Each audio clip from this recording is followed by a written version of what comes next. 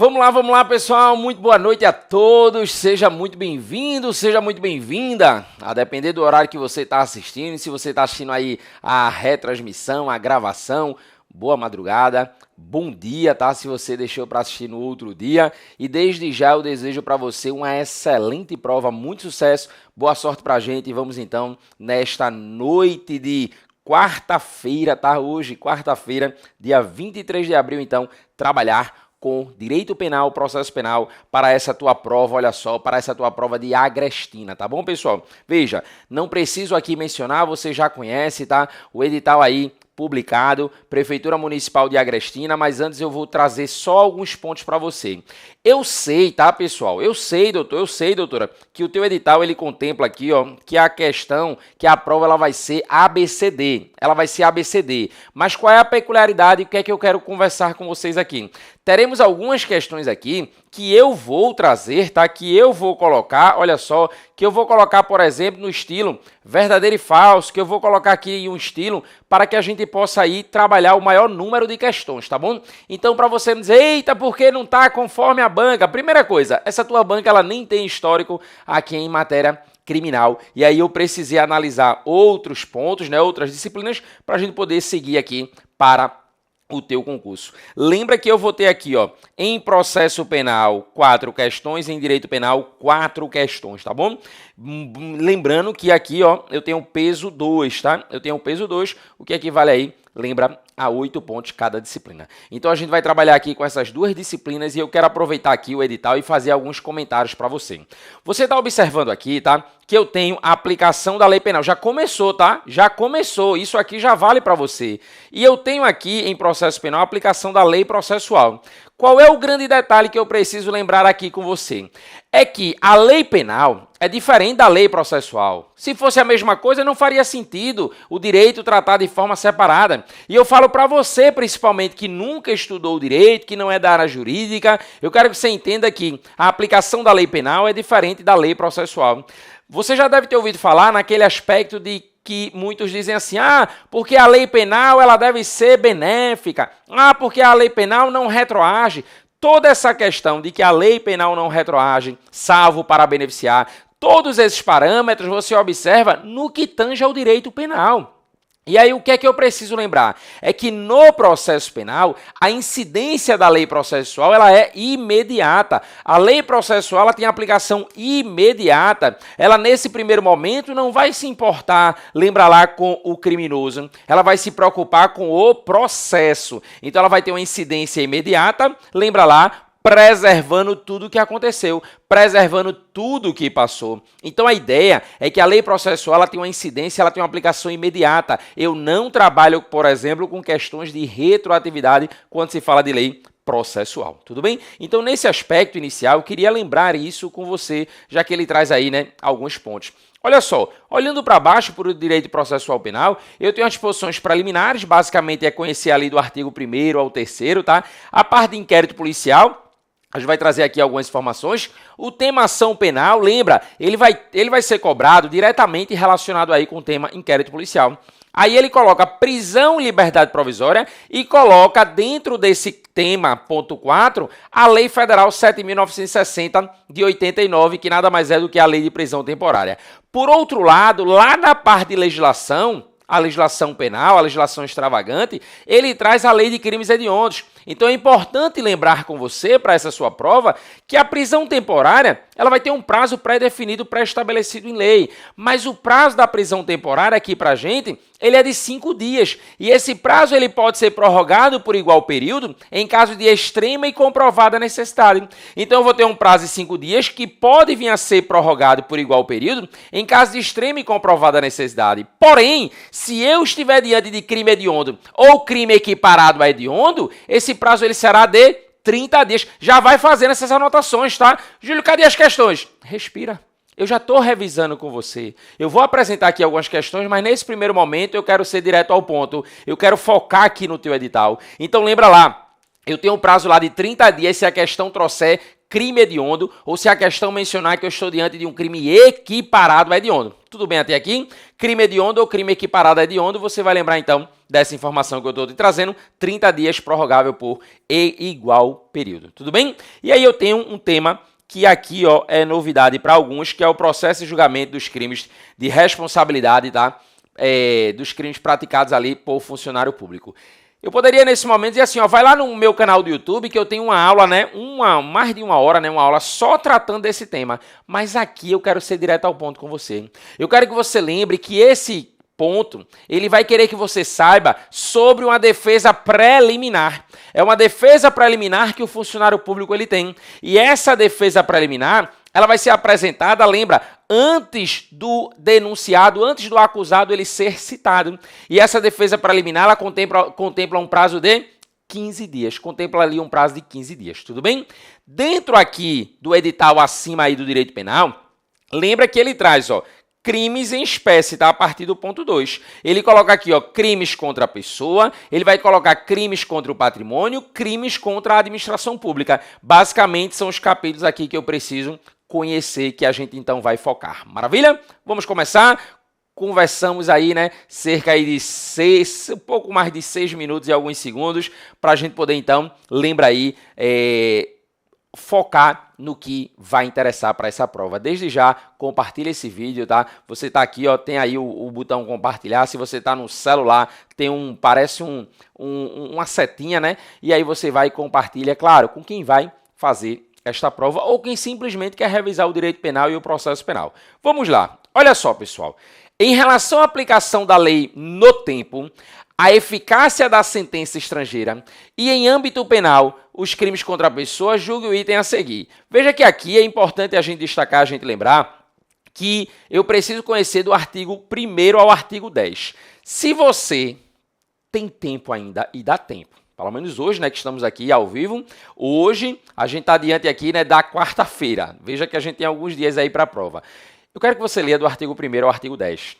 Lê pelo menos o artigo 1º, lê o artigo 2º, lê o artigo 4º, tá? Não pula o 3º, lê o 3º também, lê o artigo 10. E aí, claro, você vai ler até o 12, tá? Mas lembra aí desses artigos iniciais. Olha o que ele diz pra gente aí, observa só. Considere que durante evento realizado no exterior, veja, no exterior quer dizer fora do Brasil, tá? A honra do presidente da República tem sido ofendida por um cidadão comum estrangeiro que proferiu xingamento e palavras de baixo calão à autoridade, incorrendo em crime previsto na legislação penal brasileira. Nessa situação, embora o crime tenha sido cometido no estrangeiro, o autor ficará sujeito à aplicação da lei penal brasileira, ainda que pela prática delituosa tenha sido absolvido ou condenado no exterior. Certo ou errado, pessoal? Errado, incorreto. Júlio, que é isso, Júlio? Que é isso? Incorreto, pessoal, olha só. Não confunde. Aqui a questão, ela vai trazer um ponto, né, relacionado ao tema da territorialidade e da extraterritorialidade. Para ser mais específico, a gente tem aqui a situação da extraterritorialidade. Você está observando aí no artigo 7º, tá? O artigo 7º, ele vai dizer para a gente, ficam sujeitos à lei brasileira, embora cometido no estrangeiro. Inciso 1, lembra aí, a linha A. Crime contra a vida ou liberdade do presidente da República. Crime contra a vida ou liberdade do presidente da República. Júlia, e aí? E aí que a questão, ela colocou crime contra a, olha só, honra. Crime contra a honra. Muito cuidado, por favor. Chegou na prova, muita atenção com esse detalhe, muita atenção com esse ponto, tá? Eles vão querer trazer essa pegadinha e você não vai cair. Tudo bem?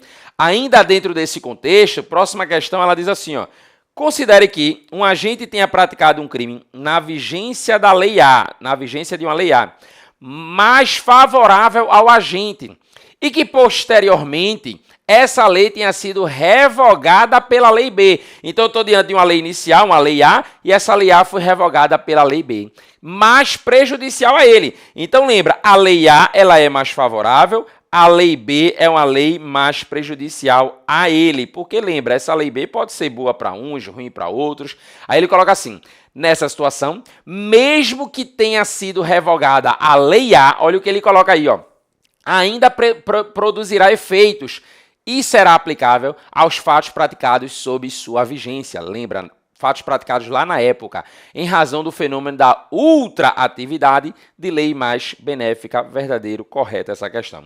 E aqui preste atenção em mim que eu quero conversar com vocês alguns pontos. Primeiro ponto, quando a gente fala de ultraatividade, é a ideia de eu seguir, eu ir para frente. A lei ser ultraativa. Ultraatividade é eu ir para frente. De novo, ultraatividade é eu ir para frente. Júlio, ir para frente em qual sentido? O ponto aqui é o seguinte, doutora, preste atenção. Aqui é o seguinte, eu pratiquei um crime sob a vigência de uma lei A. Júlio, surgiu uma lei B e essa lei B revogou a lei A, mas essa lei B ela é maléfica, ela é prejudicial. Ela vai ser aplicada para mim? Não, porque eu pratiquei o crime à época. Lembra que a lei penal ela não retroage, salvo se for para beneficiar. Olha que coisa linda. A lei penal ela não retroage, salvo se for para beneficiar. Olha o que dispõe, inclusive, né, esses dois artigos que eu quero que você lembre, que você de alguma forma memorize. O artigo 1º, você está observando aí na tela, ele vai dizer que não há crime sem lei anterior que o defina. Não apenas sem prévia cominação legal. Você está observando aqui a ideia do princípio da legalidade, tá? Não há crime sem lei anterior que o defina, não apenas sem prévia cominação legal. Tudo bem. Mas o que eu quero que você observe aqui é no que tange aqui a lei no tempo. A lei no tempo aqui referenciada, né, pelo artigo 2º. Ninguém pode ser punido por fato que lei posterior deixa de considerar crime. Não foi o caso. Cessando em virtude dela a execução e os efeitos penais da sentença condenatória. Nesse ponto aqui, você está diante, né, do que a gente vai chamar de abolício crimes, tá? Ninguém pode ser punido por fato que lei posterior deixa de considerar crime. Não é porque surgiu uma lei posterior que revogou a lei anterior que automaticamente aquela conduta deixou de ser criminosa, tá? Eu preciso, para falar em abolício crimes, estar diante da revogação formal e da revogação material. Da revogação formal e da revogação material. Revogação formal é a retirada do tipo penal do ordenamento jurídico. A revogação formal é a retirada daquele artigo, tá? Revogação material é a retirada do conteúdo, porque existe a possibilidade, tá, daquele conteúdo ele migrar para outro tipo penal, como aconteceu, por exemplo, à época com o crime de atentado violento ao pudor. A conduta do atentado violento ao pudor, ela migrou para o crime de estupro. Só que o que vai me interessar nesse momento é o parágrafo único.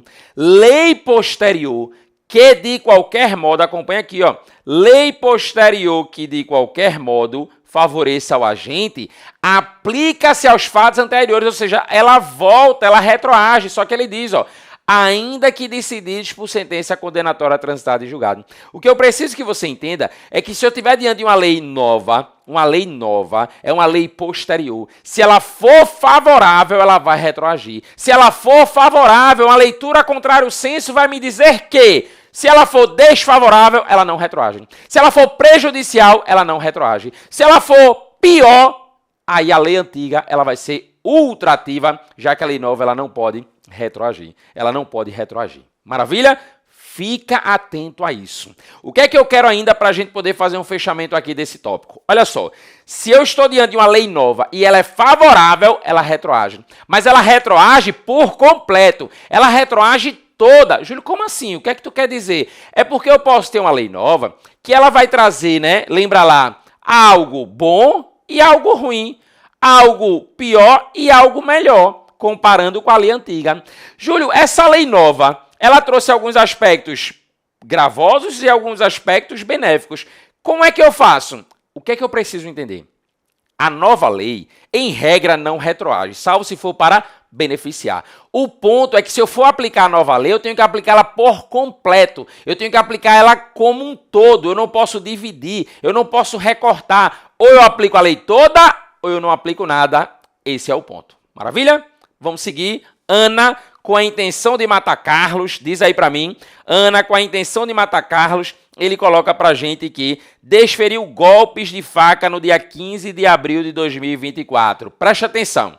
Cheguei na prova, eu já vou grifar essa data, porque eu vou ficar atento que dia 15 do 4, eu tô com a intenção de matar Carlos. E no dia 15 do 4, 15 de abril de 2024, eu fui lá e desferi, né, golpes de faca nele.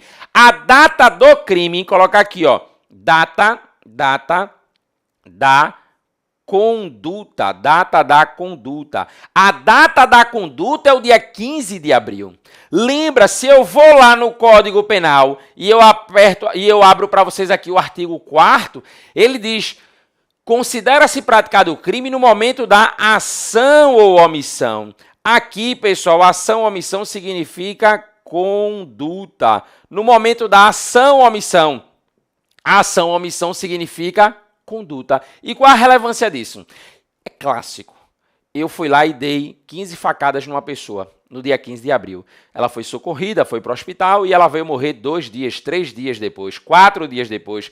Não me importa. O que vale é a data que eu pratiquei a conduta. É o dia 15 de abril. Então, o tempo do crime é o momento da ação ou omissão. Isso tem relevância por quê, Júlio? Porque se no momento em que eu esfaqueei a pessoa, por exemplo, eu era menor de idade, e aí quando a pessoa veio a óbito eu já tinha completado 18 anos, eu respondo, lembra lá, não pelo Código Penal. Eu vou responder perante o Estatuto da Criança e Adolescente, já que o menor de 18 anos não pratica crime. Tudo bem? Vamos seguir. Carlos foi socorrido e submetido a tratamento médico, mas veio a falecer. Júlio, ela queria matar? Queria. A intenção dela era matar. Ele morreu, morreu. Eu respondo, então, pelo crime de homicídio consumado. Tudo bem. Mas ele veio a falecer no dia 20/6, em decorrência das complicações causadas pelo ferimento. Veja só, a data do crime eu sei que é dia 15/4. Pouco importa essa data aí do 20/6. Mas perceba aí que passou pouco mais, né? Cerca aí de quase 2 meses.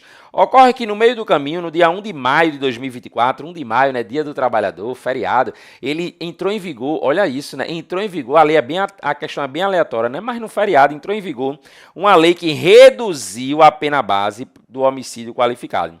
A lei anterior era de 15 a 20 anos, 15 a 20 anos. Já a nova lei trouxe pena base de 12 a 18, tá? Pena base aqui ó, de 12 a 18. 18 anos. Ele coloca assim: a nova lei introduziu a possibilidade de aplicação de uma pena de multa. Multa. Aí ele coloca assim, ó, penalidade inexistente na legislação anterior. Aqui não tinha multa, tá? Considerando as posições do Código Penal e a jurisprudência consolidada dos tribunais superiores, analise o caso e assinale a afirmativa correta. Isso tem relação direta com aquilo que a gente estava conversando. O Superior Tribunal de Justiça, inclusive, o STJ, ele sumulou já a matéria. O que eu preciso entender aqui é que essa nova lei aqui, pessoal, essa nova lei, lembra que traz aqui 12 a 18 anos. Se eu for focar só na pena privativa de liberdade, 12 a 18, ela é melhor. Mas se eu for botar a questão da multa, ela é pior. O que é que os tribunais já consolidaram? Que eu possa aplicar a lei nova, mas desde que eu aplique ela por completo, desde que eu aplique ela como um todo, eu não posso dividir, eu não posso separar esta lei. Tudo bem? Então vamos para as alternativas. Considerando as disposições do Código Penal e da jurisprudência consolidada dos tribunais superiores, analise o caso e assinale a afirmativa correta. Maravilha. Se ele quer a correta, vamos lá. Letra A. O crime ocorreu no dia 15/4. Beleza, correto. Data da conduta. Mas a nova lei poderá retroagir apenas na parte que beneficia a ré. Falso. A lei nova, ela pode retroagir, Júlio? Pode, mas não apenas um pedaço, não apenas uma parte. Ou ela retroage toda ou não retroage. O crime ocorreu no dia 20/6, já está errado. Vê a letra E. O crime ocorreu no dia 20/6, está errado, pessoal, porque o que vale é o momento da ação, o momento da omissão, o momento da conduta. Letra C coloca, ó, o crime ocorreu no dia 15/4, certo? E letra D, o 15 ocorreu no dia 15/4. Tudo bem. Bora primeiro na ordem letra C. O crime ocorreu no dia 15/4, devendo ser aplicada a lei vigente na data do fato, sendo vedada, sendo proibida qualquer retroatividade da lei posterior. Falso. E o erro da letra C, pessoal, é porque, veja, não é vedado qualquer retroatividade. A verdade é que a gente aprende que a lei penal não retroage. Nesse primeiro momento, tudo bem, mas eu preciso lembrar, salvo se for para beneficiar. E se for para beneficiar, meu amigo, aí é que volta, aí é que vai retroagir. E letra D, o crime ocorreu no dia 15/4, correto, data da conduta, correto, mas a aplicação da nova lei só poderá ser utilizada se integralmente mais favorável à ré no caso concreto. Letra D é o gabarito, eu só posso aplicá-la se ela for integralmente como a gente pode dizer, melhor. Se ela for integralmente aplicada, aí tudo bem, eu vou aplicá-la no caso concreto. Maravilha? Tranquilo? Vamos então seguir, vamos para a próxima questão, que ela vai tratar aqui, ó, da lesão corporal. Olha só, assinale abaixo a alternativa que corresponde ao tipo penal caracterizado por uma lesão que resulta em enfermidade incurável. Enfermidade incurável. Quero lembrar com você, por quê? Porque está no teu edital, tá? Esse capítulo, e eu vou trazer com vocês aqui as lesões corporais. Lesões corporais, tá, pessoal? Está dentro do capítulo dos crimes contra a pessoa. Aí ele coloca aqui, ó, ofender a integridade corporal ou saúde de outrem. A pena de detenção 3 meses a 1 ano. Aí ele traz pra gente o que a doutrina vai chamar aqui, ó, de lesão grave, e aqui no parágrafo 2º a doutrina chama de lesão gravíssima. Lesão gravíssima. E aí, nesse aspecto, olha só, grave, incapacidade para ocupações habituais por mais de quanto? 30 dias. Ocupações habituais não necessariamente é o teu trabalho. Você sai de casa todo dia e frequenta uma academia, você faz um curso presencial, você faz uma faculdade. São tuas ocupações habituais. Perigo de vida. Debilidade permanente de membro, sentido ou função, aceleração de parto, tudo aqui entra como a lesão grave. Veja que a gente não trouxe até aqui a enfermidade incurável. Aí ele vem aqui para a lesão gravíssima. Reclusão, lembra aí, ó, a reclusão aqui vai ser de 2 a 8, lembra que essa de 1 a 5 foi para grave, né, aí em cima. Aí ele coloca incapacidade permanente para o trabalho, enfermidade, olha o gabarito da questão, incurável, seja uma lesão gravíssima. Perda, inutilização de membro, sentido ou função, deformidade permanente, e aqui é o aborto. Lá na grave é a aceleração de parto, aqui na gravíssima seria o aborto. Lembra ainda que eu tenho lesão corporal seguida de morte, e a gente vai ter, claro, né, situações aqui referente à lesão culposa. Voltando aí na questão, ele traz uma situação, né, de lesão de natureza gravíssima, letra C é o nosso gabarito. Tudo bem? Vamos seguir já direto para a próxima questão, e ela diz que o artigo 129 do Código Penal, em seus incisos, ele coloca aí, ó, prevê a modalidade da lesão corporal de forma culposa. Na verdade, não é nos seus incisos, viu, Banco? É nos seus parágrafos, tá? Veja aí, ó, inclusive está aqui, ó, no parágrafo 6º, tá? Parágrafo 6º, lesão culposa. Aí ele diz assim: em caso de lesão culposa, qual é o elemento essencial para a sua configuração? Intenção direta de causar o dano? Não, falso, tá? Se eu não tenho essa intenção, se ela é culposa. Negligência, verdade. Imprudência ou imperícia por parte do agente, letra B já é o gabarito. Veja que quando a gente fala da culpa, né, a gente tem os elementos da culpa aqui, a negligência, a imprudência ou a imperícia por parte do sujeito. Resultado em morte da vítima? Não. Ação intencional de causar lesão. Se eu estou diante de uma situação intencional, não é uma situação culposa. Uso de arma de fogo ou arma branca na agressão? Incorreto. Se eu estou usando uma arma de fogo, se eu estou usando uma arma branca, veja que eu tenho ali, né, a intenção, eu tenho a vontade de praticar aquela conduta. Maravilha. Próxima questão, ele vai trazer aqui, né, algo sobre os crimes contra o patrimônio. Pessoal, crimes contra o patrimônio, ele pode trazer um caso e te questionar se é furto, se é roubo, se é furto de coisa comum, se é estelionato, qual é o crime, se é extorsão mediante sequestro, qual é o crime. Mas ele pode fazer conforme está assim. O teu edital, ele colocou lá, título dos crimes contra o patrimônio. Então, ele quer que eu saiba quais são os crimes contra o patrimônio, quais são os crimes contra a pessoa, quais são os crimes contra a administração pública, por exemplo. E aí ele vem, ó, são tipificados algum desses fatos delituosos, exceto estelionato é crime contra o patrimônio? Sim. Furto qualificado? Sim. Dano? Sim. Peculato? Aí não. Letra D é o nosso gabarito, tá? Por quê, Júlio? Porque peculato é um crime contra a administração pública. O peculato, ele tá lá no artigo 312. Lembra, ele faz parte de um título, né, tratado como crimes contra a administração pública. Você vai precisar lembrar dessa questão. Tudo bem?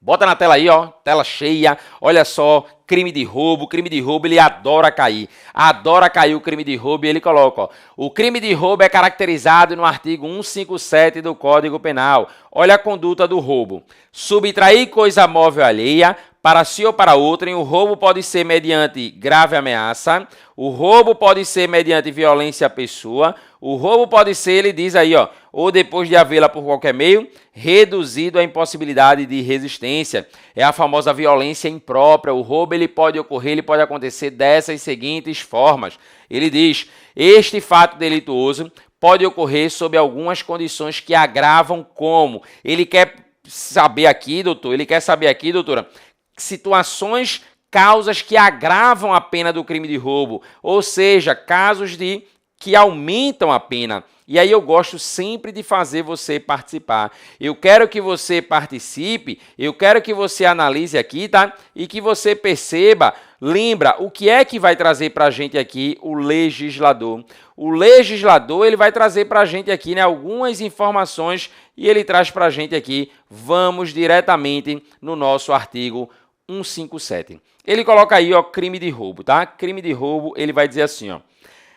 A pena aumenta-se aqui no parágrafo 2º. A pena aumenta-se de 1/3 até a metade. Se há concurso de 2 ou mais pessoas, lembra que essa ideia do concurso de pessoas aqui no roubo é uma causa de aumento. Concurso de pessoas no furto é uma qualificadora. Inciso 3. Se a vítima está em serviço de transporte de valores e o agente conhece tal circunstância. Inciso 4. Se a subtração for de veículo automotor que venha a ser transportado para outro estado e para o exterior. Transportei para outro município não é causa de aumento de pena. É transportado para outro estado ou para o exterior. Se o agente mantém a vítima em seu poder, restringindo sua liberdade. Ele coloca, ó, se a subtração for de substância explosiva ou de acessório, que conjunto ou isoladamente possibilitem sua fabricação, montagem ou emprego. Inciso 7, ele coloca aí, ó, se da violência, né, se a violência ou grave ameaça é exercida com o emprego de arma branca. Tudo isso que eu estou lendo aqui são causas de aumento de pena. Parágrafo 2º, letra A, aumenta-se de 2/3 se a violência ou grave ameaça ela é exercida com o emprego de arma de fogo. Lembra aí, tá? Arma de fogo. Ele diz ainda no inciso 2, se existe, se ocorre destruição ou rompimento de obstáculo mediante o emprego de explosivo ou artefato análogo que cause perigo comum. Bota na questão, meu diretor. Olha só, ele quer uma situação aqui que aumente a pena, que agrave a pena. Letra A, se cometido por uma pessoa. Não, né? A gente viu que seria 2 ou mais pessoas. Quando não se observa o rompimento, a gente não viu isso aqui.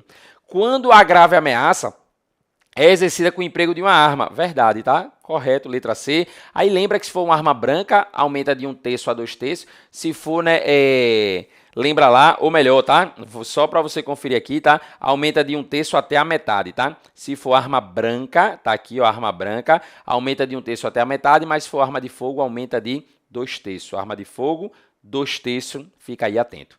Se é praticado durante o dia, pouco importa. Quando a vítima diminui a sua vigilância sobre o seu bem ou pertence, incorreto, o gabarito ficou então letra C aí pra gente. Tudo bem? Vamos seguir. Próxima questão. Júlio, eu quero essas questões. Veja, você pode solicitar, tá? Você pode pedir. Manda uma mensagem agora, tá? Para o 999720749.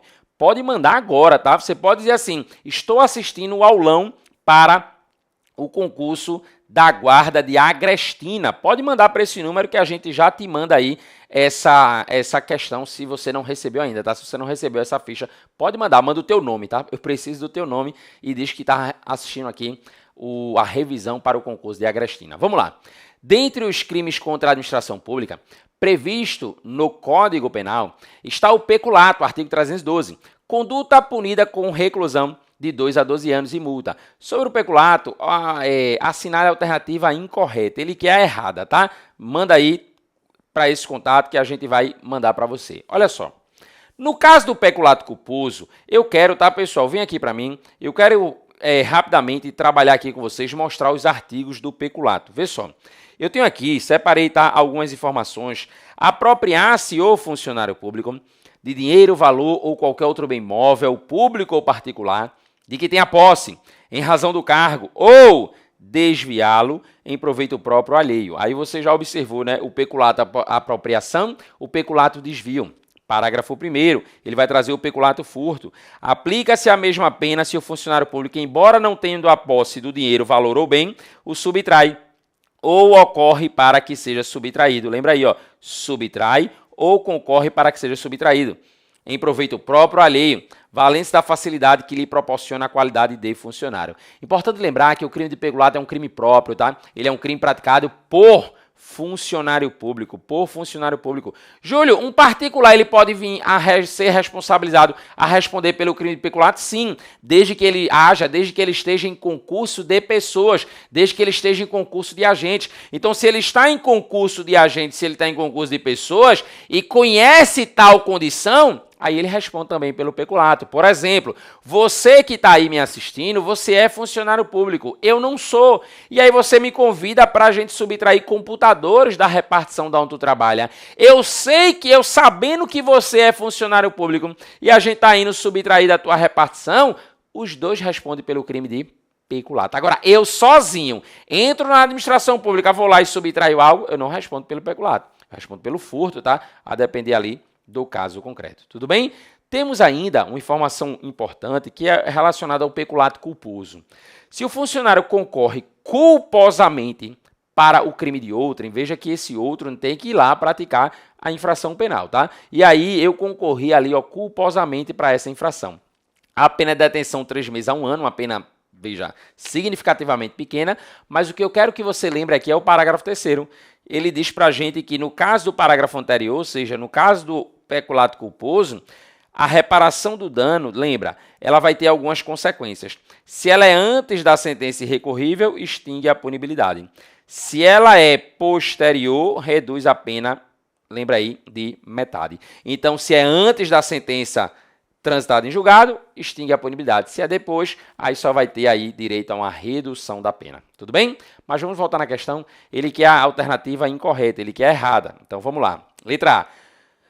No caso do peculato culposo, o servidor que agiu culposamente, se ele ressarcir o dano após a sentença irrecorrível, após, a pena imposta será reduzida de metade. Verdade. Verdade. Eu não marco porque ele quer errada, tá? Ele quer incorreta, não esquece. O peculato é um crime impróprio. Não, impróprio não, tá, pessoal? O peculato é um crime próprio, tá? Podendo ser praticado tanto pelo funcionário público quanto pelo particular. Veja, o particular só se for em concurso, tá? Ele coloca ou ainda em concurso, funcionário público e particular, sendo desnecessário, nesse caso, que o particular saiba da condição de funcionário público. Tem vários erros aqui, né? Letra B, já que ele quer incorreta, né? Vários erros aí, tá? Veja que quando a gente afirmou que eu preciso saber da tua condição, é o seguinte: se eu não sei que você é funcionário público e a gente se junta para praticar ali, né, uma subtração, eu não sabendo da sua condição de funcionário, eu não respondo pelo crime funcional, eu não respondo pelo crime de peculato, tá? Eu digo pelo crime funcional porque isso não se aplica só ao peculato, eu posso aplicar para outros crimes funcionais. Letra C, em regra, não se admite a aplicação do princípio da insignificância, verdade, para o crime de peculato, veja que se trata de crime perpetrado em face da administração pública, verdade, é a ideia ali de a gente proteger e defender a administração pública. O chamado peculato furto ocorre quando o funcionário público, embora não tendo a posse do dinheiro, valor ou bem, o subtrai ou concorre para que seja subtraído, em proveito próprio ou alheio, valendo-se da facilidade que lhe proporciona a qualidade de funcionário. Verdade, tá, pessoal? Letra C a gente tinha colocado aqui, ó, verdadeiro. Letra D também é verdadeiro, mas como ele queria incorreta, ficou aí o gabarito letra B. Letra B de bigamia. Não esquece, tá, pessoal? Manda aí, tá? Manda mensagem que a gente está enviando aí essas questões, tá? Para que você vá acompanhando aí, fazendo suas anotações. Show de bola. Próxima questão. Policiais militares realizavam patrulhamento rotineiro quando avistaram Orlando conduzindo a motocicleta. Ao ser dada a ordem de parada, olha só, ele está dizendo assim, bora, meu amigo, pare, pare. Ele diz, o condutor Orlando acelerou o veículo na via pública. Ele acelerou, ele está desobedecendo o policial, evadindo-se do local. Foi então iniciada uma perseguição policial e após percorrerem alguns quilômetros, conseguiram prender Orlando quando ele chegava à sua residência. Considerando tão somente as informações apresentadas, Orlando teria praticado, em tese ele praticou o que aqui, pessoal? Vamos relembrar desses crimes que veio nas alternativas. Crime de resistência. Será que foi resistência?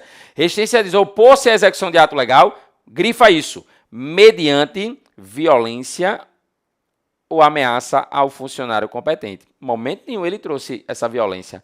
Aí ele coloca aí, ó, para executá-lo ou quem lhe esteja prestando auxílio. Não foi o caso aqui no caso concreto. Temos aí a situação do crime de desobediência. Olha só, né, que de fato, né, foi o que ocorreu. Desobedecer a ordem legal de funcionário público. A gente teve aí também, né, o crime de desacato. Não foi isso que aconteceu. Desacatar funcionário público no exercício da sua função ou até mesmo em razão dela. Então lembra, tá? Se a gente volta aqui na questão, o que aconteceu no caso, Júlio? O policial mandou ele parar numa blitz, imagina. Ele não parou. Que crime é esse? Desobediência. Letra B, desobediência. Maravilha? Vamos trazer então outra questão para a gente poder então seguir. Essa questão, inacreditável. Às vezes a gente fica assim, meu Deus, o que é que acontece? 2025 essa questão. Olha só o que ela coloca nas alternativas. Aí ele bota assim, artigo, ele bota assim, o número do artigo, Constituição Federal, Lei, né, 13.964, tá? Lembra aí que foi a alteração ali do pacote de crime. Decreto 3.689, que é o Código de Processo Penal. Decreto 2848, que é o Código Penal, Aí vejam só que hilário. Já não bastava cobrar pena, agora ele quer que você decore artigo. Claro que se você conhecesse aqui o diploma Constituição, veja, se você conhecesse aqui os diplomas, facilitaria a nossa vida. Mas vejam a questão. Por questões pessoais, um servidor público engavetou um processo administrativo. O termo destacado, ó, engavetou, ele diz, significa que ele deixou de dar a devida sequência em tempo hábil, constituindo-se que se denomina de crime de prevaricação, que se encontra previsto em qual artigo? Vê que loucura, pessoal, vê que loucura. Como o único código penal é esse aqui, ó, Código Penal, a gente marca aí a letra D, mas de fato o crime de prevaricação está previsto no artigo 319, tá? Está previsto no artigo 319. E aí eu quero lembrar com você e eu quero revisar o artigo 319, tá? Que ele coloca, ó, retardar ou deixar de praticar indevidamente ato de ofício ou praticá-lo contra a disposição expressa da lei para satisfazer interesse ou sentimento pessoal. Para satisfazer interesse ou sentimento pessoal. A questão colocou aqui, ó, que era por questões pessoais, tá? Então ele coloca aí pra gente, ó, para satisfazer interesse ou sentimento pessoal. Aproveitei e trouxe aqui, né, o artigo 3º, letra A. E esse artigo 3º, letra A, é o que a doutrina chama de prevaricação nos presídios, ou ainda prevaricação imprópria. Ele coloca assim, ó, deixar o diretor de penitenciária e ou agente público de cumprir seu dever de vedar, de proibir ao preso o acesso a aparelho telefônico, de rádio ou similar, que permita a comunicação com outros presos ou com o ambiente externo. Lembra aí, né, para a gente poder lembrar dessa novidade, já que é um crime inserido no ano de 2007. Veja, já tem um tempo, tá? Mas fica atento. Questão, então, ficou letra D. Letra D foi o nosso gabarito. Tudo bem? Ainda aqui em Direito Penal, olha essa questão. Olha essa questão. Considere a seguinte situação hipotética. Glória, olha só, recém-aprovada em concurso público municipal, vai ser você que está aí do outro lado, se Deus quiser, tá? Para o cargo em setor estratégico da prefeitura.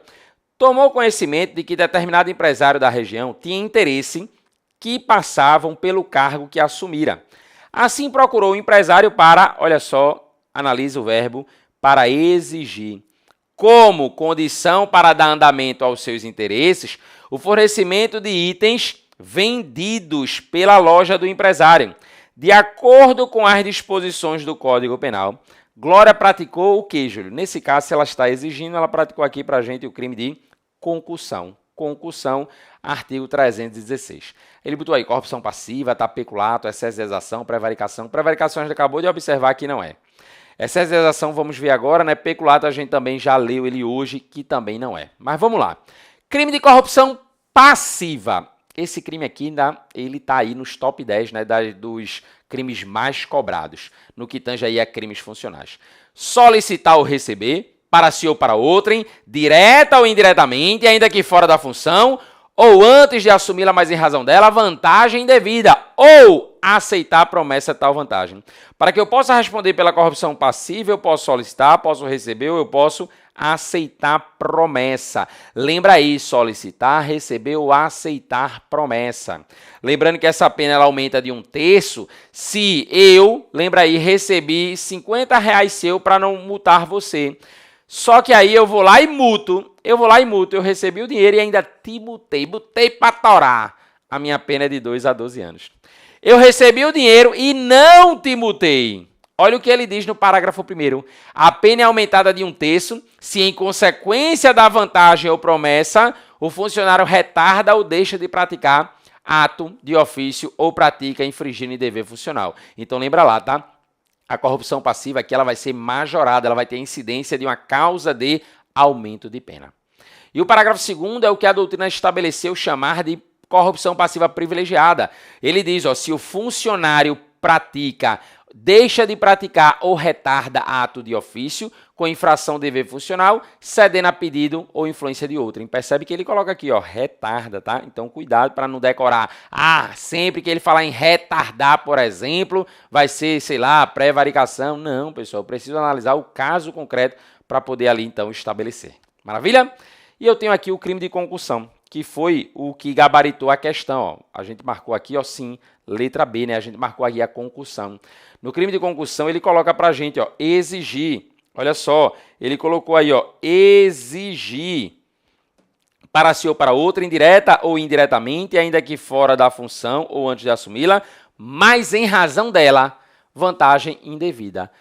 O excesso de exação, ele traz, né, se o funcionário exige tributo ou contribuição social que sabe ou deveria saber indevido, ou quando devido emprega na cobrança meio vexatório ou gravoso, que a lei não autoriza. Lembra, tá, que em regra os crimes contra a administração pública, eles possuem uma pena relativamente grave, que é uma pena aí de reclusão de 2 a 12 anos. 2 a 12 anos. Beleza?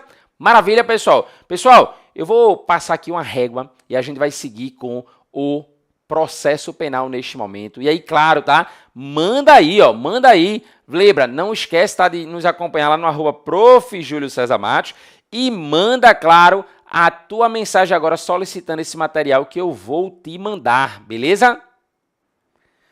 Você pode mandar aí, tá, para o DDD 81 9997207, vem para cá, 49. Vamos seguir, tá? Vamos trabalhar, vamos agora observar, tá, a parte de processo penal. E olha só, você pode, tá, tanto solicitar lá pelo WhatsApp, como também ir lá no meu canal do YouTube, tá? Busca lá Júlio César, o César com Z, tá? Júlio César Matos, que eu estou disponibilizando para você a leitura da Lei Maria da Penha. Lembra que no nosso edital aqui, a parte da Lei Maria da Penha está dentro de direito penal e ele pede para você conhecer do artigo 1º ao artigo 7º, tá? Então, pode ficar tranquilo que vou fazer essa leitura para você, gravando aqui a lei toda grifada para melhorar. Você vai deitar, bota o fone ali, ó, vai lendo, deixa claro o like, curte e comenta, tá? Se você gostou, se facilitou aí a tua vida. Eu vou para a questão de processo penal.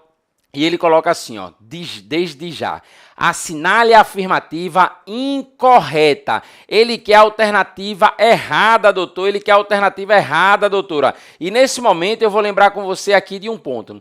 Quando ele traz o aspecto relacionado à lei processual, o que é que eu preciso lembrar e estabelecer? Algumas informações que são diferentes, tá? Por exemplo, se eu venho aqui no artigo 1º do Código de Processo Penal, ele vai trazer aí pra gente, né, a ideia justamente de quê? Ele vai trazer a ideia do aspecto relacionado à questão da lei no espaço, no espaço. E vocês assim, Júlio, como assim?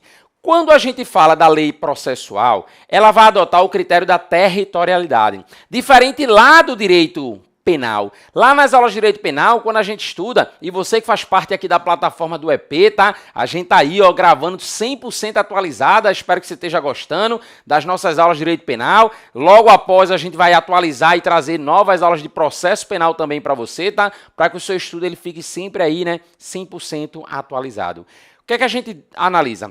Lá em penal, a gente trabalha com a territorialidade e a extraterritorialidade da lei penal. Aí ele coloca aí, ó, o processo regenciar em todo o território brasileiro. É a ideia aqui da territorialidade. processo tramitando no Brasil, eu aplico a Lei Processual Penal Brasileira. Quando eu vou para o artigo 2º, ele fala da lei processual no tempo. E ele menciona que a lei processual aplicar-se-á desde logo, sem prejuízo da validade dos atos realizados sob a vigência da lei anterior. Claro que a gente tem algumas peculiaridades aqui, tá? Em relação à lei de introdução ao Código de Processo Penal. Quando eu estiver diante de uma lei nova que trata de recurso, por exemplo, tá? Quando ela estiver estabelecendo algo relacionado à fiança, à prisão, aí lembra que a gente tem a situação de uma lei mais favorável. É uma situação excepcional trazida na lei de introdução ao Código de Processo Penal. Maravilha. Mas aí, voltando para a nossa questão, ele pede a alternativa incorreta e diz assim: em relação à interpretação e aplicação da lei processual no espaço. Ficou faltando a gente observar aqui o artigo 3º, né? Que aí a gente já mata essa questão. Ele coloca aqui o artigo 3º. A lei processual penal admitirá, aí lembra dessas expressões, ó. Interpretação extensiva, admitirá aplicação analógica, bem como o suplemento dos princípios gerais de direito. Então lembra, interpretação extensiva, aplicação analógica, suplementos, princípios gerais de direito. Você vai ter questões que vai ficar brincando. A lei processual admitirá apenas interpretação extensiva? Não. A lei processual admitirá aplicação analógica? Admitirá. Uma coisa é eu dizer apenas, outra coisa é eu dizer que admite. Letra A diz assim: a lei processual admitirá interpretação extensiva e aplicação analógica. Correto. Ele quer a falsa, tá? Ele quer a incorreta. Letra B. A lei processual admitirá o suplemento dos princípios gerais de direito? Sim. Letra C. As normas processuais brasileiras só se aplicam no território nacional? Sim. Júlio, qual o sentido disso? Eu não aplico a nossa lei processual fora. Se o processo tramita fora, se o ato vai ser realizado fora, eu aplico o ato do respectivo país. Se o ato é praticado, é realizado no Brasil, aí eu aplico a minha lei brasileira. Letra D. A aplicação da lei processual penal no espaço é orientada pelo princípio da territorialidade, verdade, que resulta na exclusão da aplicação de lei estrangeira no território brasileiro, verdade. Da mesma forma que eu não aplico a minha lei brasileira fora, eu não aplico a deles aqui também. É uma questão de soberania entre os países. Letra E. A aplicação da lei processual penal no espaço orienta-se pelas mesmas regras da aplicação da lei penal no espaço. Incorreto. Se ele quer incorreto, lembra lá, errado. É aquela ideia, tá, pessoal? Uma coisa é a lei penal, outra coisa é a lei processual. Parâmetros diversos, cuidado para tu não confundir. Tudo bem? Vamos para uma questão agora envolvendo o tema inquérito policial. Ele diz assim, ó, logo que tiver conhecimento da prática da infração penal, a autoridade policial deverá. Eu já trouxe separado aqui para vocês o artigo 6º do Código de Processo Penal, que é o que a gente precisa conhecer aqui, né, para essa questão. E o artigo 6º tenta memorizar. Memorizar é pau, né, Júlio? Quem é que decora artigo? Tudo bem, verdade, mas olha só. Logo que tiver conhecimento da prática da infração penal, a autoridade policial deverá, inciso 1, dirigir-se ao local, providenciando para que não se altere o estado de conservação das coisas, até a chegada dos peritos criminais. Até a chegada dos peritos criminais. Apreender os objetos que tiverem relação com o fato, após liberado pelos peritos criminais. Colher todas as provas que servirem para o esclarecimento do fato e suas circunstâncias. Colher provas que servirem para o esclarecimento do fato e suas circunstâncias. Por que eu estou dizendo isso? Porque bora na questão, já para tu assimilar. Letra A diz assim, olha o que diz para a gente, tá? A letra A, ela vai colocar. Apreender os objetos que tiverem relação com o fato, já é a letra A, né? Após liberado pelos peritos criminais, letra A. Letra B, apreender os objetos que tiverem relação com o delito, não, é com relação com o fato, tá? Após liberado pelos peritos civis, aí tu tá de brincadeira. Aí tá de brincadeira. Letra C, colher todas as provas que impedirem o esclarecimento, pessoal. A gente acabou de ver que servirem para o esclarecimento.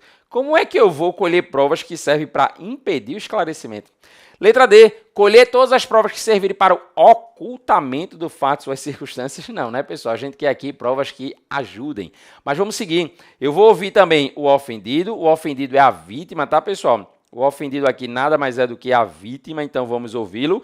Ele diz que eu vou ouvir também aqui o indiciado, com as observâncias aí no que for aplicável do capítulo 3, do título 7, né, deste livro, devendo o respectivo termo ser assinado por duas testemunhas que tenham aí ouvido a leitura, proceder ao reconhecimento de pessoas e coisas e acariações, determinar, se for o caso, que se proceda ao exame de corpo de delito e outras perícias, ordenar A identificação do indiciado sob o processo datiloscópico, se possível, e fazer juntar aos autos suas folhas de antecedentes.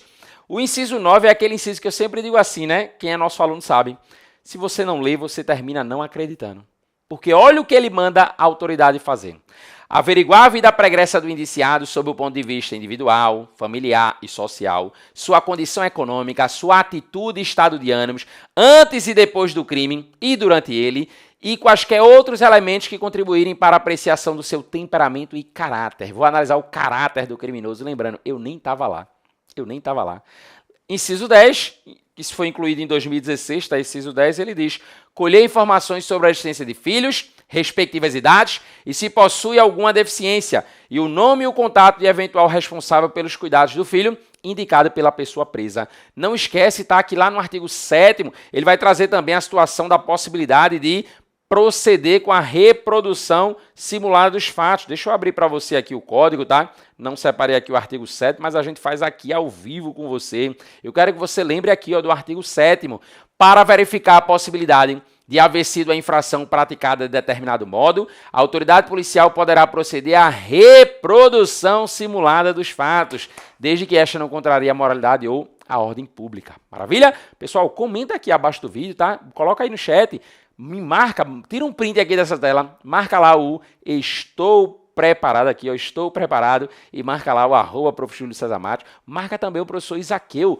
o Isaqueu Silva, né? O ator, o viajante, né, que caminha por todas as estradas aí para trazer a melhor preparação e a melhor informação para você, concurseiro. Para você, concurseira.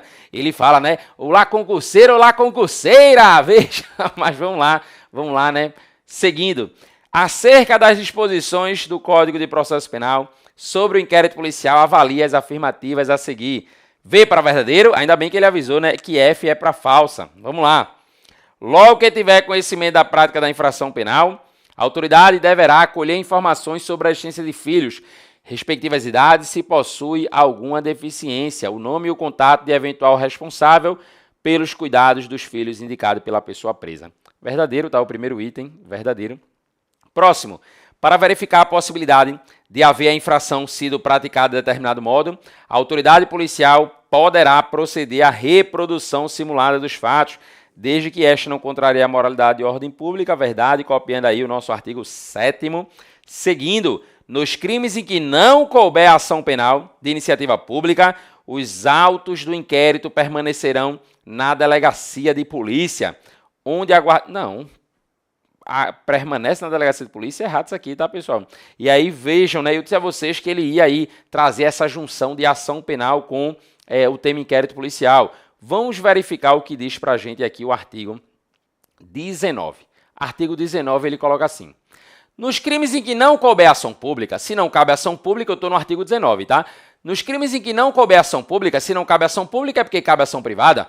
Aí ele coloca assim, ó: os autos do inquérito serão remetidos ao juízo competente, onde aguardarão a iniciativa do ofendido ou de seu representante legal, ou serão entregues ao requerente se o pedir mediante traslado. O inquérito não fica na delegacia. Nos crimes em que não couber ação pública, os autos do inquérito ele é remetido para o juiz. Eu mando para o juiz competente, onde, lembra lá, pessoal, aguardará a iniciativa do ofendido ou do seu representante legal, ou vai ser entregue ali ao requerente se ele pedir mediante, então, traslado. Tudo bem? Traslado, né? Mediante, aí a gente faz o encaminhamento. Ficou, então, VVF. Dentre as alternativas, onde é que tem aqui VVF, letra C. Letra C. Maravilha? Vamos para a próxima questão. Ela é uma questão aí que você complete. Ela diz assim: na ação privada, a ação privada ela é promovida, Júlio, a ação privada ela é promovida mediante o quê? Ela é promovida mediante queixa. A famosa queixa-crime, tá? A famosa queixa. Deixa eu só diminuir aqui para caber aqui, vai ficar um negócio organizado. Queixa-crime. Apesar de que nas alternativas ele só colocou a expressão queixa, tá? Então veja, veja, aí ficou fácil, né? Ele diz, de autoria do ofendido. Ofendido, tá? Ou seu representante legal. Letra E de estupro, tá? É o nosso gabarito. Pessoal, vamos entender aqui alguns pontos, vem para cá. Falou em ação pública, o titular da ação pública é o Ministério Público. Falou em ação pública, o titular da ação pública é o Ministério Público. Falou em ação privada, o titular da ação privada é o ofendido. Na ação pública, eu vou propor ação através de uma denúncia. Na ação privada, eu vou propor ação através de uma queixa. Se eu pegar com vocês aqui o artigo 24, quando ele trata aí da ação penal, ele diz: nos crimes de ação pública, esta será promovida por denúncia do Ministério Público, mas dependerá, quando a lei o exigir, de requisição do ministro da Justiça ou de representação do ofendido ou de quem tiver qualidade para representá-lo. Olha só, nos crimes de ação pública, esta será promovida por denúncia do Ministério Público. Denúncia do Ministério Público. Já no caso da ação privada, vamos lá no artigo 30. Olha ele chegando aí, o artigo 30. Ao ofendido ou quem tenha qualidade para representá-lo, caberá intentar ação privada. Caberá intentar ação privada. Então, a ação privada, ela está aqui, ó, para o ofendido. A ação privada está aqui para o ofendido. A ação privada está aqui para o ofendido. Tudo bem, pessoal? Ofendido, você lembra lá, Júlio, que loucura é essa? Só para tu fixar aqui, ofendido e ação privada. Ele coloca no artigo 31 que no caso de morte do ofendido ou quando declarado ausente por decisão judicial, o direito de oferecer queixa ou prosseguição passará para o CAD, cônjuge, ascendente, descendente ou ainda o irmãozinho, o irmão. Maravilha? Beleza? Vamos seguir. Próxima questão, essa questão aqui, lembra, ela é uma questão, vamos dizer assim, né, que muitos aqui não devem ter estudado esse tema, tá bom? Ele coloca assim: havendo crime, surge a pretensão punitiva estatal. Mas também é verdade que em determinados casos o ofendido ou a vítima ele tem a iniciativa da ação penal. Sabendo-se que o legislador ele tomou suas cautelas e estabeleceu causas extintivas da punibilidade, regulamentadas no Código de Processo Penal, é correto afirmar que quando o querelante, se ele falou de querelante, eu estou na ação privada, quando o querelante deixar de promover o andamento do processo durante 30 dias seguidos, ocorre o quê? Ocorre, pessoal, a perempção. Ocorre a perempção. Vejam, renúncia, ele vai ser cabível antes de começar a ação. Se ele está falando aqui que é durante o curso da ação, se ele diz que deixa de promover o andamento, é porque o processo já começou. Veja, ele fala aqui, ó, renúncia é antes, decadência também é antes, tá? A renúncia e a decadência estão atrelados ao princípio da oportunidade. O princípio da oportunidade ou conveniência, tá? Eu não sou obrigado a entrar com a queixa, mas se eu quiser entrar, tem que ser contra todo mundo, aplicando-se a indivisibilidade. Se eu quero entrar, eu tenho que respeitar o prazo decadencial. Esse prazo decadencial, em regra, é o quê, Júlio? De 6 meses. Prazo decadencial, um prazo de 6 meses. Vai dizer para a gente o artigo 38, ele diz lá: salvo disposição em contrário, o ofendido ou seu representante legal decairá. Decairá onde, Júlio? Decairá no direito de queixa, lembra lá, ou de representação, se não exercer dentro do prazo de 6 meses. Contados do dia em que vier saber quem é o autor do crime. Show de bola, maravilha. E aí, para a gente poder aqui lembrar, né, do Instituto da Perempção, eu preciso lembrar do nosso artigo 60. O artigo 60. E o artigo 60 ele vai trazer as hipóteses de perempção. Ele coloca assim, ó: nos casos em que somente se procede mediante queixa, tira um print dessa tela, que essa questão vai estar na prova. Tira um print aqui, ó, pode tirar o print. E aí, depois você manda para mim. Nos casos em que somente se procede mediante queixa, ele diz considerar-se-á perempta a ação penal. Júlio, o primeiro ponto que é perempção. Inclusive, tá, pessoal, aquela leitura que eu vou mandar para vocês, para quem pedir, claro, ou senão você vai direto no meu canal do YouTube, se você não quiser mandar uma mensagem. Se você mandar uma mensagem, você vai deixar seu número registrado, e aí sempre que tiver novos vídeos eu vou te mandar, tá? Mas se inscreve no meu canal e ativa o sininho lá também, tá? Da mesma forma que inscreve-se aqui no canal do Estou Preparado. Olha só. Perempção nada mais é do que uma desídia. Perempção é uma desídia, é uma falta de interesse do querelante com o andamento da ação. Aí, quando é que essa falta de interesse vai existir? Inciso 1. Quando iniciada esta, o querelante deixar de promover o andamento do processo durante 30 dias seguidos. Inciso 2. Quando, falecendo o querelante ou sobrevindo sua incapacidade, não comparecer em juízo para prosseguir no processo dentro do prazo de 60 dias. Qualquer das pessoas a quem couber fazê-lo. Ressalvado e exposto no artigo 36. Inciso 3º. Quando o querelante deixar de comparecer sem motivo justificado a qualquer ato do processo, a que deva estar presente, ou deixar de formular o pedido de condenação nas alegações finais. Inciso 4, ele diz, quando sendo o querelante pessoa jurídica, esta se extinguir sem deixar sucessor. Então, de fato, né, ficou o nosso gabarito aí, letra C, perempção. Perempção. Maravilha? Vamos seguir. Próxima questão, ela diz assim, determinado delegado de polícia pretende apresentar em juízo representações pela decretação da prisão temporária. A prisão temporária, tá? A gente observou que está no edital, prevista numa lei, tá? Ela está prevista na lei. Lei Federal 7.960 de 89. Ele coloca, ó, prisão temporária dos investigados em 3 diferentes inquéritos policiais. João responde pelo crime de corrupção. Uma informação importante, tá? Nenhum crime funcional vai admitir prisão temporária, tá? Então, João, crime de corrupção. Bora ver aqui a pergunta, tá? Para a gente ganhar tempo, ó. Nesse cenário, considerando as disposições da Lei 7.960, é correto afirmar que caberá prisão temporária em face de. Primeiro ponto, em João não. João não, porque João praticou aí o crime de corrupção passiva. Mateus, por sua vez, é investigado pela prática do furto qualificado pelo rompimento de obstáculo, a subtração à coisa. Então veja aí, né? Eu não tenho aí essa possibilidade de prisão temporária também para o nosso amigo Mateus. Para o nosso amigo Mateus. E aí ele diz para a gente ainda que Caio é acusado de ter praticado roubo. Roubo admite, tá? Registre-se que no entendimento da autoridade policial, a prisão temporária é imprescindível para as investigações em curso, além de existir fundadas razões de autoria dos indiciados nas infrações penais narradas. Quem é que vai ter direito aqui à prisão temporária? Só o Caio. Só o Caio, que Caio praticou o crime de roubo. Nessa lei, dá uma olhadinha no artigo 1º, inciso 3º. Aí você vai ter lá a linha A, B, C, D, E, várias alíneas. Pode botar na tela aí, meu diretor. Lei 7.960, artigo 1º, inciso 3º, vai trazer quais são os crimes que admitem prisão temporária. E dentre esses crimes está o crime praticado por Caio, que é o crime de roubo. Vejam só, antes da gente seguir, vem aqui para mim. Prisão temporária só cabe durante a fase investigativa. Só cabe durante a fase investigativa, durante a fase do inquérito policial. Prisão temporária ou qualquer outra prisão de natureza cautelar, lembra aí, não pode ser decretada de ofício. Se eu estou falando decretada, tu não pensa nem na prisão em flagrante, tá? Porque prisão em flagrante não é decretada, lembra disso, tá?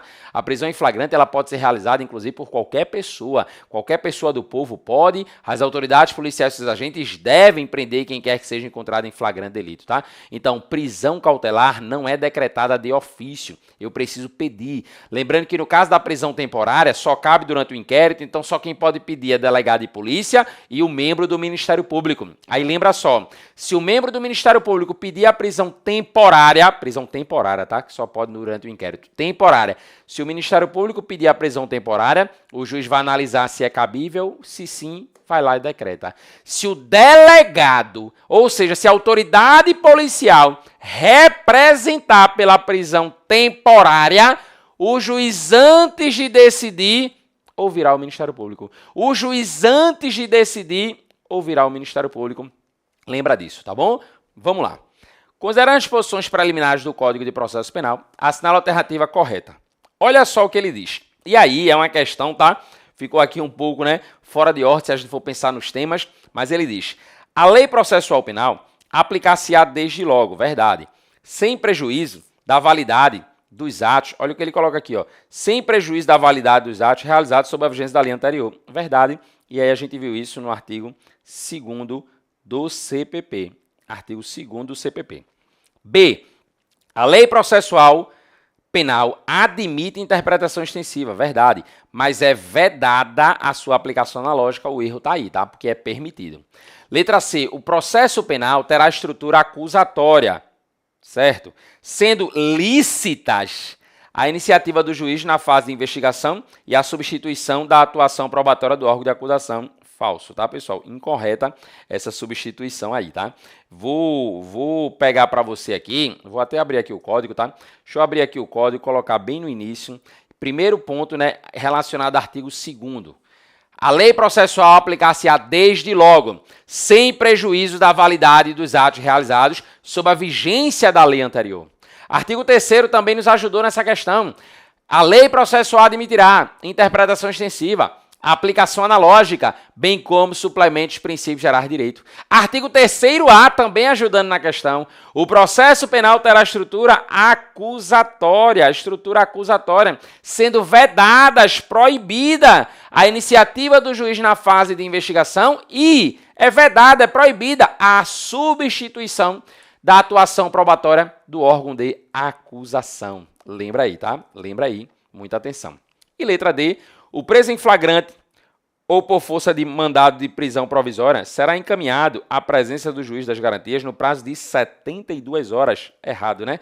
Momento em que se realizará uma audiência, a famosa audiência de custódia, tá? Com a presença do Ministério Público, da Defensoria ou do advogado constituído, vedado o emprego de videoconferência. Olha isso aqui que eu quero te mostrar. O artigo 3º-B, ele diz para a gente que o juiz das garantias ele é responsável pelo controle da legalidade da investigação criminal e pela salvaguarda dos direitos individuais cuja franquia tenha sido reservada, ele diz para a gente, tenha sido reservada a autorização prévia do Poder Judiciário, competindo-lhe especialmente, inciso 1, receber a comunicação imediata da prisão, receber o auto de prisão em flagrante para o controle da legalidade, observando o disposto do artigo 310, que é justamente, ele vai trazer a ideia da audiência de custódia, eu vou encaminhar o preso em até 24 horas e não 72 horas, ser informado sobre a instauração de qualquer investigação criminal. Então, o que é que eu preciso lembrar aqui? Instaurou inquérito policial, eu como delegado, instaurou inquérito policial, tenho que avisar para o juiz. Vamos lembrar ainda, tá? Ele vai dizer para a gente aqui, no parágrafo primeiro, que ele tenha sido vetado, mas o veto caiu, que o preso em flagrante ou por força de prisão provisória será encaminhado à presença do juiz das garantias, no prazo de 24 horas. Momento em que será realizada a audiência com a presença do Ministério Público e da Defensoria Pública ou do advogado constituído. Vedado, proibido, olha só, tá? O emprego de videoconferência. Lembra, é vedado, é proibido o emprego de videoconferência. Muita atenção aqui nesse ponto. Letra D, a gente já tinha visto que estava incorreto, que estava errada. Seguindo, olha essa próxima questão. No tocante às espécies de prisão, assinale a alternativa correta. A prisão temporária pode ser decretada, meu Deus, por autoridade policial. A prisão temporária ela está revestida pelo que a gente chama de cláusula de reserva jurisdicional. Então, só quem decreta a prisão é juiz. A prisão temporária pode ser decretada pela autoridade policial? Não. Desde que haja risco para a instrução criminal, é errado de novo. Por quê? Porque só cabe a prisão temporária durante a fase investigativa, durante a fase do inquérito policial. A prisão em flagrante sempre exige prévia autorização judicial. Não, pessoal, não. Se a gente for pensar aqui no artigo 302, por exemplo, deixa eu abrir aqui para você, tá? Vem para cá, deixa eu abrir aqui o código. Vou abrir aqui para você o artigo 301, melhor dizendo, tá? O 301, ele vai dizer para a gente, pode estar na tela aí, meu diretor, olha só. Ele coloca assim, a prisão em flagrante em 301, qualquer do povo poderá. E as autoridades policiais e seus agentes deverão prender quem quer que seja encontrado em flagrante delito. Artigo 302, tá? Ele vai trazer, considera-se em flagrante delito quem está cometendo a infração, quem acaba de cometê-la, quem é perseguido logo após, pela autoridade, pelo ofendido ou por qualquer pessoa em situação que faça presumir ser ele o autor da infração. Inciso 4, é encontrado logo depois com instrumentos, armas, objetos ou papéis que façam presumir ser ele o autor da infração. E o artigo 303, ele vai dizer que nas infrações permanentes, entende-se o agente em flagrante delito enquanto não cessar a permanência. Esse artigo 303, ele é óbvio, tá? Mas é aquela ideia de que o óbvio precisa ser dito e repetido. Maravilha? Letra B. A prisão em flagrante sempre exige autorização? Não, né? Não. Letra C. A prisão preventiva pode ser decretada de ofício pelo juiz, mesmo após o advento da Lei 13.964. Essa Lei 13.964, conhecida como pacote de crime, ela proibiu, inclusive, durante a fase de ação, durante a fase judicial, durante a segunda etapa da persecução penal, ou seja, durante a instrução criminal, durante o processo judicial, antes a gente viveu um momento que podia ser decretado de ofício e isso acabou. Letra D. O juiz pode substituir a prisão preventiva pela domiciliar quando o agente for imprescindível aos cuidados especiais de pessoa menor de 6 anos de idade ou pessoa com deficiência. Aqui, pessoal, vou deixar aqui, ó, para você observar artigo 317, 318, 318 letra A, 318 letra B. Tudo aqui do Código de Processo Penal. Tudo aqui está do Código de Processo Penal. Se eu pegar para você, já que a gente está aqui, tá? Pegar aqui o artigo 318, ele vai trazer para a gente aqui, né, as hipóteses da substituição da prisão preventiva pela domiciliar. Ele diz: poderá o juiz substituir a prisão preventiva pela domiciliar quando o agente for maior de 80 anos, extremamente debilitado por motivo de doença grave, imprescindível aos cuidados especiais de pessoa menor de 6 anos de idade, gestante, mulher com filho de até 12 anos de idade incompleto, homem, caso seja o único responsável pelos cuidados do filho de até 12 anos de idade incompleto. Maravilha? Próxima questão, ele quer a alternativa correta, não esquece, assinale a alternativa correta. Em qualquer fase da investigação policial, ou do processo penal, caberá a prisão preventiva decretada de ofício. Decretada de ofício não pode. O juiz poderá, de ofício, veja, leia até o final, porque muita gente diz: eita, Júlio, botou de ofício, eu paro. O juiz, ele não pode, vou até abrir aqui o código, ele não pode decretar a prisão, mas olha o 316. O juiz poderá, de ofício, olha só, de ofício, ou a pedido das partes, revogar. Revogar significa soltar. Soltar o sujeito eu posso, soltar eu posso de ofício. Então o juiz poderá, de ofício, a pedido das partes, olha que coisa linda, revogar a medida cautelar ou substituí-la quando verificar a falta de motivo para que subsista, bem como voltar a decretá-la se sobrevierem razões que a justifiquem. Em verdade, quando é para revogar, aí é possível. Letra C. A prisão temporária será decretada em face da representação da autoridade policial ou requerimento do Ministério Público, em qualquer fase do inquérito ou do processo. Já está errado, porque só cabe durante o inquérito, eu disse a vocês. Tendo a duração máxima de 5 dias, prorrogável por igual período em caso de extrema e comprovada necessidade. A parte final aí está correta, tá? Prazo de 5 dias, prorrogável por igual período em caso de extrema e comprovada necessidade. Letra D. Tratando-se de procedimento destinado à apuração da prática de crime hediondo, e lembra, no teu edital, na parte de legislação extravagante, tem lá a parte de crime hediondo, ele coloca aí, inclusive, tá, pessoal? Não sei se vocês sabem, mas eu tenho um curso de questões relacionado à legislação especial, tá? E se você veio daqui, manda lá, ou manda uma mensagem lá pra gente, seja no Instagram, seja, né, naquele telefone, pedindo lá que a gente dá um desconto especial para você, tá? Ter acesso aí ao curso de questões de legislação extravagante. Mas olha só, tratando-se de procedimento destinado à apuração da prática de crime hediondo, o prazo da prisão temporária estender-se para 30 dias, ao final do qual, se houver essa prorrogação, a autoridade policial deverá, ou melhor, se não houver essa prorrogação, a autoridade policial deverá colocar o preso em liberdade assim que for expedido o respectivo alvará. Prisão temporária, ela não depende de alvará. A prisão temporária, muito pelo contrário, a lei diz, né, que não há essa expedição do alvará de soltura, porque a prisão temporária, como o próprio nome diz, ela tem um tempo, ela tem um prazo pré-definido, pré-estabelecido de lei. E concluído, terminado esse prazo, acabou, meu amigo, acabou. Não tem essa de alvará de soltura. E letra E, a liberdade provisória tem como pressuposto uma prisão cautelar e não poderá ser concedida nos crimes inafiançáveis, tais como racismo e tortura. Falso. Pessoal, liberdade provisória é cabível para todo e qualquer crime.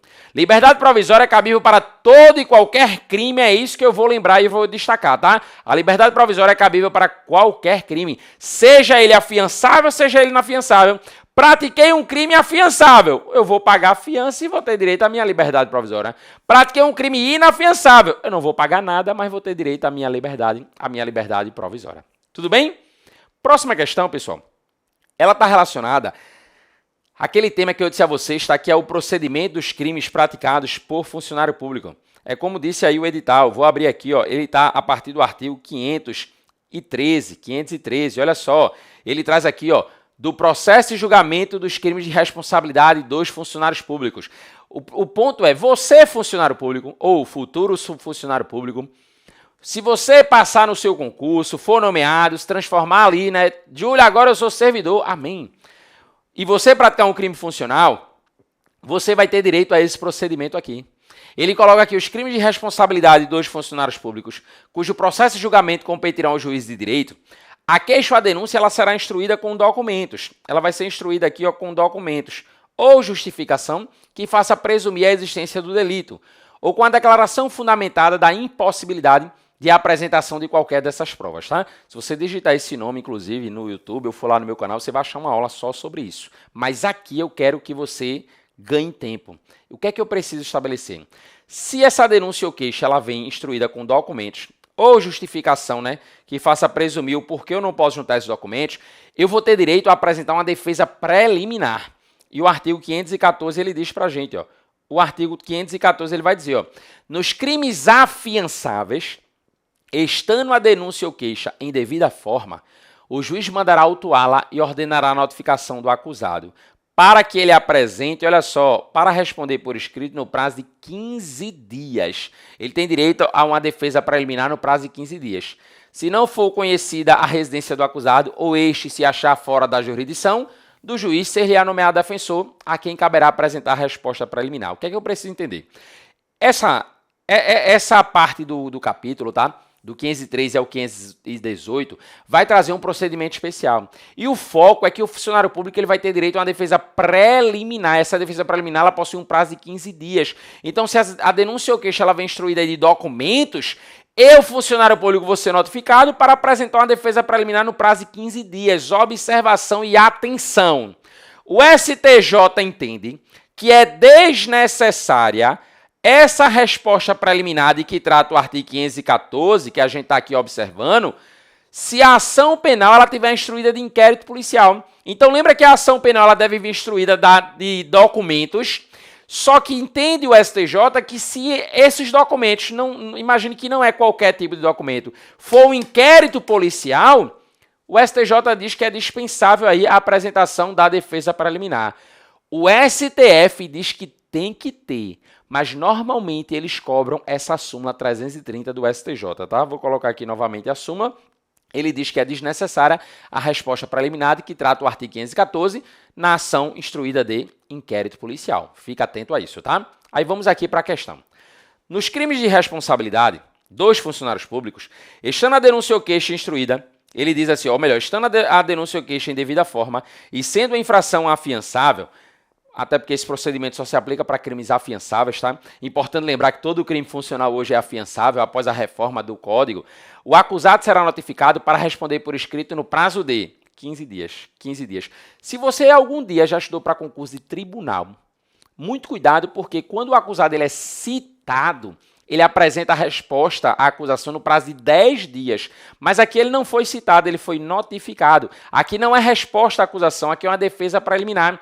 E essa defesa preliminar é apresentada no prazo de 15 dias. 15 dias. Maravilha? Vamos seguir, próxima questão.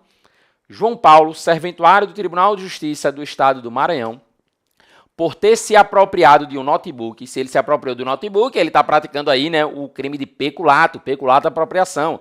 Ele coloca aí, ó, de propriedade do tribunal, sendo certo que tinha a posse em razão do cargo. Se ele tem a posse aí em razão do cargo, né, ele está diante aí justamente, né, que não é um furto, é uma apropriação. Ele foi indiciado em inquérito policial, então houve aí o inquérito policial e conduzido pelo delegado de polícia da 5ª Delegacia de Polícia do Maranhão. Com o final do inquérito, o delegado elaborou o relatório conclusivo e encaminhou ao judiciário. Encaminhado o relatório ao Ministério Público, entendeu o mesmo pela não possibilidade do acordo de não persecução penal. Haja visto os antecedentes criminais de João Paulo. Considerando a situação hipotética anteriormente mencionada, a doutrina, a legislação pátria e o entendimento das cortes superiores no Brasil, analise as afirmativas a seguir e assinale a que aponta sobre o procedimento correto correspondente à situação hipotética em questão. Aí ele coloca aqui, ó, analise as afirmativas a seguir, né, e assinale o que sobre o procedimento correto. Letra A.